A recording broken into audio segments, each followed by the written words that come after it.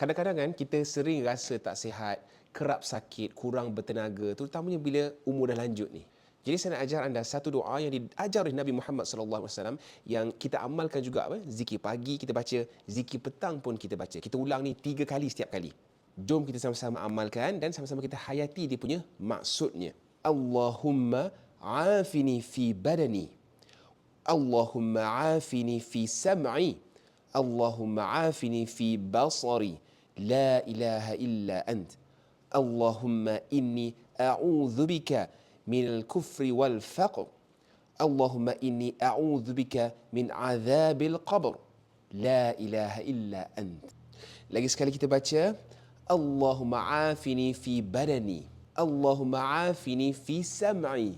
Allahumma afini fi basari. La ilaha illa ant.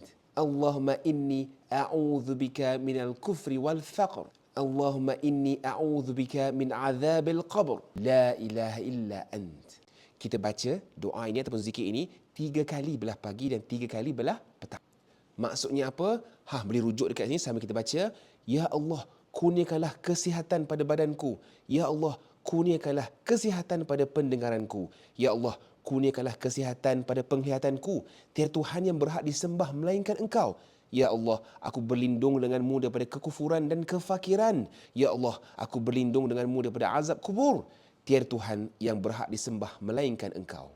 Semoga kita dikurniakan tubuh yang sihat, tubuh yang bertenaga, supaya kita dapat sujud kepada Allah SWT sentiasa. Kita dapat berkhidmat kepada agama Allah sentiasa. Anda belajar sesuatu ini? Kalau you komen Subhanallah dan follow saya. Dan jangan lupa sharekan video ini dengan kawan-kawan dan keluarga supaya mereka juga dapat mengamalkan doa ini.